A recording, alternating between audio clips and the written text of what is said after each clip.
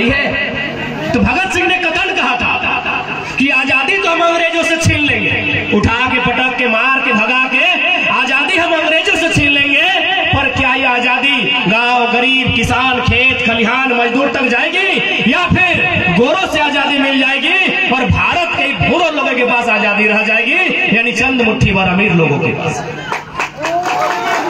आज 77 साल के बाद भी शहीद आजम भगत सिंह की वो कहानी, उनकी वो कथन चरितार्थ हो रही है।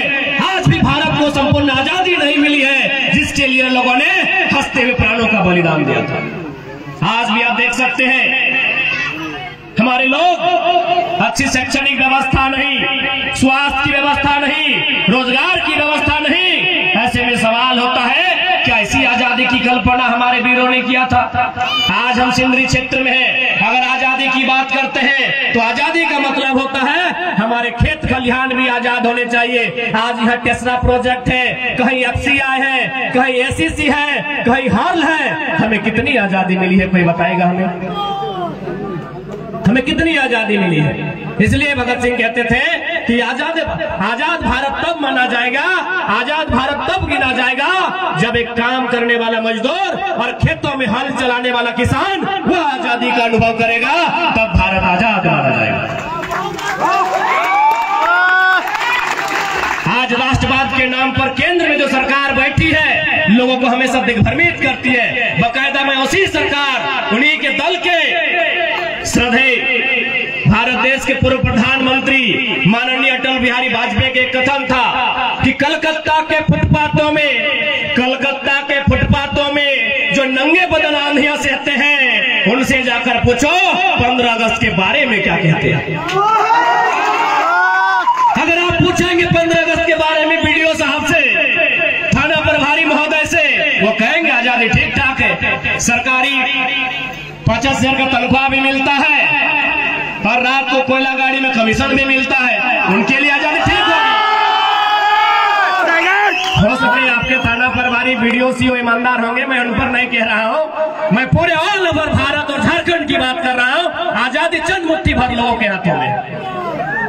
ये गांव व्यक्ति आप नजर दौड़ाइए, आप छतों से चढ़कर दामोदर नदी का यह किनारा, यह कोयला की खदानें।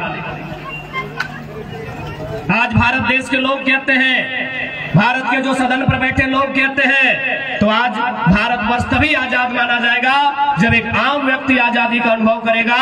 एक अंतिम पायदान पर जो व्यक्ति है वह जिस दिन आजादी का अनुभव करेगा तब भारत वास्तव में आजाद माना जाएगा। आज नौजवान कहते हैं कि हमने आजादी को नहीं देखा है, हमने अलग झारखंड राज्य को नहीं देखा है, लेकिन आज भी आपके सामने समय है आजाद बनने का, अशफाक उल्ला खान बनने का, बोस बनने का, चंद्रशेखर आजाद बनने का। उन्होंने गोरों से लड़ाई लड़ी थी, तुम ब्लॉक ऑफिस में जाओ और चोरों को उठा के पटकने का काम करो, तुम भी उसी श्रेणी में आ जाओ। आज भी आजादी अधूरी है और इस अधूरी आजादी को पूरी करने के लिए हमारे नौजवानों को अगुवाई करनी होगी, क्योंकि नौजवान इस राष्ट्र के निर्माण में सबसे महत्वपूर्ण भूमिका निभाते हैं। इसलिए आज मैं ज्यादा लंबा नहीं कहते हुए, आज स्वतंत्रता दिवस है, आजादी का गौरव, आजादी का अनुभव और एक जश्न का माहौल है, होना भी चाहिए। अंग्रेजों के लगभग यातना भरे शासन के बाद हमने भारत, हमारे पूर्वजों ने, हमारे महापुरुषों ने इस मुल्क को आजाद करवाया था। हमें गौरव करने का अधिकार है, हमें जश्न का मनाने का भी अधिकार है, लेकिन चिंता करने का भी हमें समय होना चाहिए कि आजादी कहाँ है।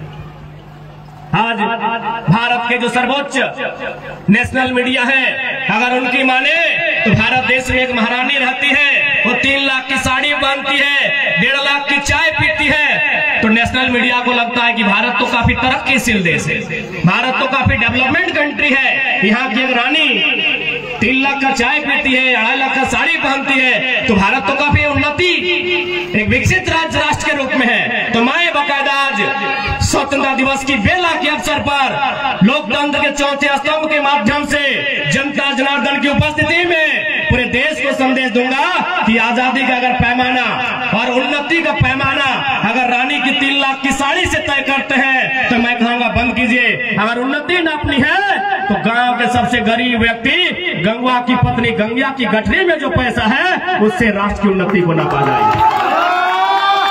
अडानी मैडम और अंबानी मैडम की 3 लाख की साड़ी से राष्ट्र की उन्नति नहीं ना पचाई। गांव में सबसे गरीब व्यक्ति होता है, उसकी अर्धांगिनी की गठरी में, हम लोग गठरी समझते हैं ना, उस गठरी में जो पैसा है उस पैसे से वो बाजार की जरूरतमंद चीजों को खरीद पाती है कि नहीं, उससे आजादी का और उससे उन्नति का अनुभव किया जाए तब भारत वास्तव में आजाद कहलाएगा, तब भारत वास्तव में श्रेष्ठ कहलाएगा।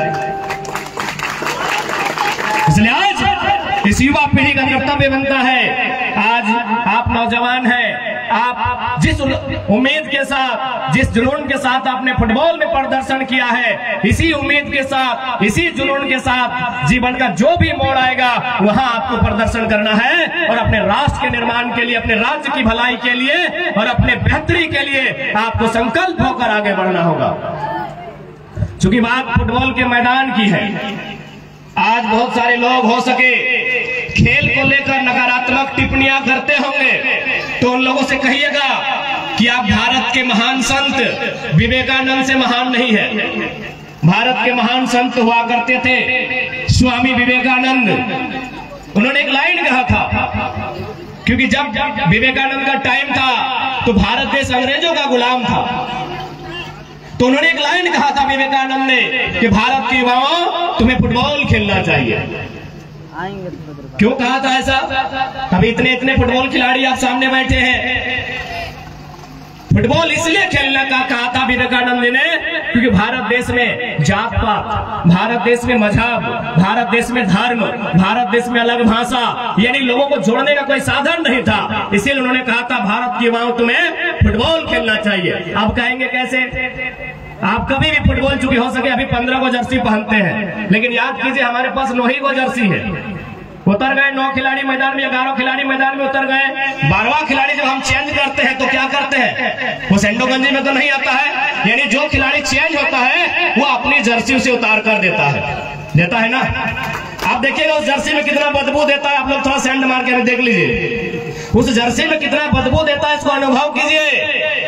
एक तो आप आधा घंटा खेले हैं, पसीना से भीगे हैं, ऊपर से ग्राउंड में कितना बार कीचड़ से मिट्टी से आप लटपटाए हैं, उसका कोई हिसाब नहीं है। लेकिन वो खिलाड़ी जो 12वां खिलाड़ी के रूप में आता है, सहर्ष आपकी जर्सी को स्वीकार करता है, उसे बदबू का एक छटाक अनुभव नहीं होता है। बाकायदा आप घर जाइए, अपना बढ़िया ब्रांडेड शर्ट अपना छोटा भाई को बोलिए पहनेगा, बोला अच्छी सेंट मारता है, 2 बार खींचेगा रिन साबुन से तब पहनेगा।